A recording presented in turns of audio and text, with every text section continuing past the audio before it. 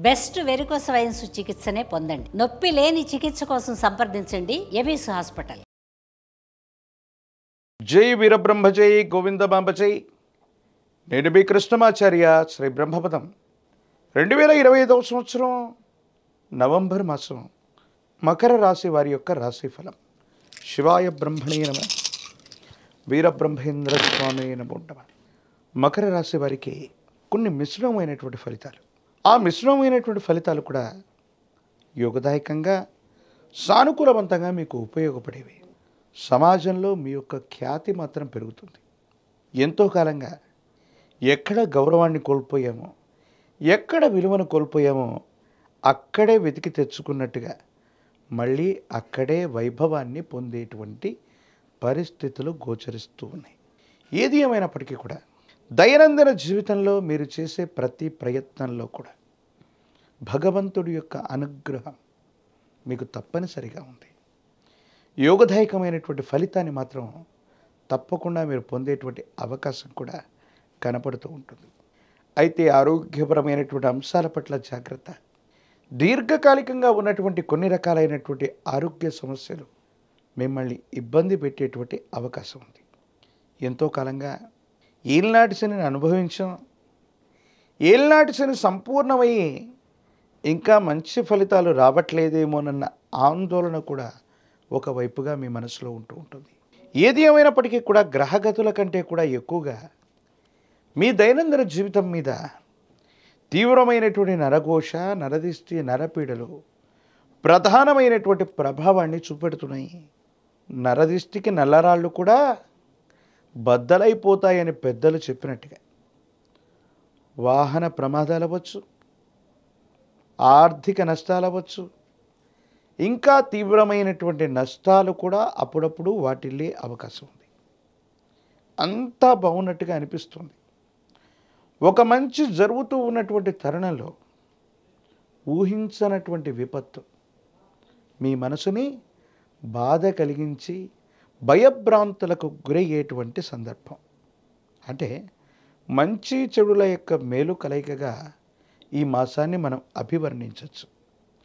ఒకవైపు మీరు పట్టుదలతో, కృషితో మళ్ళీ పునర్వైభవాన్ని పొందుతూ ఉన్నటువంటి తరుణంలో కొన్ని కుట్రల వల్ల, కొంతమంది వ్యక్తుల యొక్క శత్రువర్గం చేసేటువంటి కొన్ని యొక్క వ్యూహాల వల్ల మీరు చేస్తున్నటువంటి పనుల్లో ఏవైనా లోపాలు కనపడ్డట్టయితే శత్రువర్గం వాటిని అస్త్రాలుగా చేసుకునే అవకాశం ఉంది.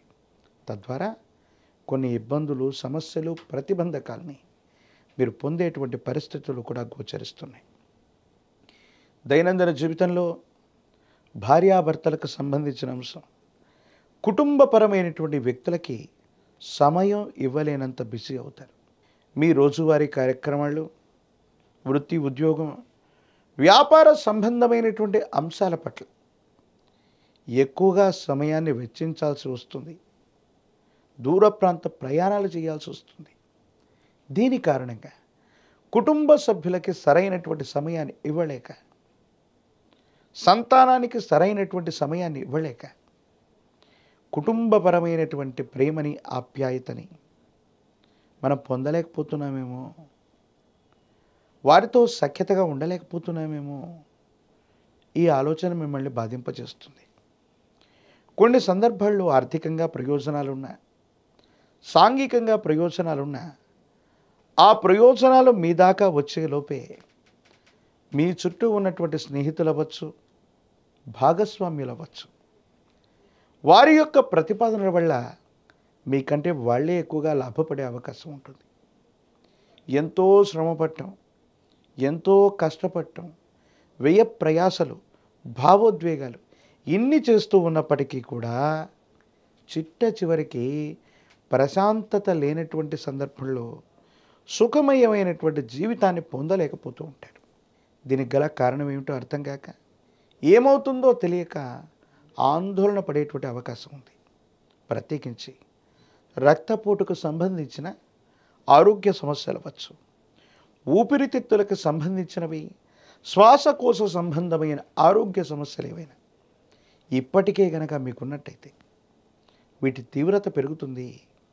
ఋతువులు మారడం, వాతావరణంలోని పరిస్థితుల మార్పు వల్ల, ఊపిరితిత్తులకు సంబంధించిన శ్వాసకోశ సంబంధమైన ఇబ్బందులు మిమ్మల్ని ఇబ్బంది పెట్టేటువంటి అవకాశం కనపడుతుంది. కాబట్టి ఆరోగ్యపరమైనటువంటి అంశాల పట్ల తస్మాత్ జాగ్రత్తగా ఉండటం చెప్పదగిన సూచన.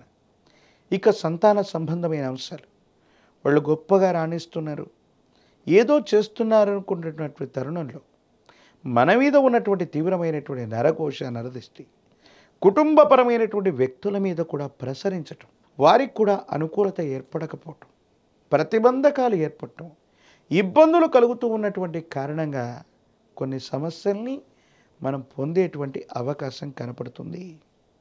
పరమ ప్రశస్తవంతమైన కార్తీక మాసంలో మనం ఉన్నాం. శివకేశవులకి భేదం లేనటువంటిది, ఏ దేవతా స్వరూపానికి కూడా భేదం లేనటువంటి మాసం. ఈ పరమ ప్రశస్తవంతమైనటువంటి ఈ కార్తీక మాసంలో ఏదైనా దేవతా స్వరూపానికి సంబంధించినటువంటి మాలధారణ చేసిన, నియమనిష్టలతో కూడినటువంటి జీవన విధానంతో ఉన్న కోడిగ్రుడ్డుని, మాంసాన్ని, మద్యాన్ని దూరంగా ఉంచి జీవితంలో నియమనిష్టలతో కూడిన జీవన విధానం చేత కనుక ఈ పవిత్రమైనటువంటి కార్తీక మాసాన్ని గడిపినట్లయితే ఎన్నో ప్రతిబంధకాలు తొలగిపోతాయి, అనుకూలతలు ఏర్పడుతూ ఉంటాయి. ప్రాచీనమైనటువంటి శివాలయ ప్రాంగణంలో మహన్యాసపూర్వక ఏకాదశ రుద్రాభిషేకాన్ని చేయించండి. పరమ ప్రతిష్టమైనటువంటి విశేషవంతమైనటువంటి పరమశివుడి యొక్క అనుగ్రహం కలుగుతుంది. ఒక పంచముఖి రుద్రాక్షని, మహాకాల భైరవరక్షని మెళ్ళో ధరించడం వల్ల నరఘోష, నరదిష్టి, నరపీడలు తొలగడంతో పాటుగా ఆర్థిక నష్టం నివారించబడే అవకాశం ఉంటుంది. ప్రత్యేకించి తంత్రమాల చూర్ణం చేత అనునిత్యం స్నానం చేయటం వల్ల తీవ్రమైన ప్రతిబంధకాలు తొలగిపోయి విజయం వరించే అవకాశం కనపడుతుంది.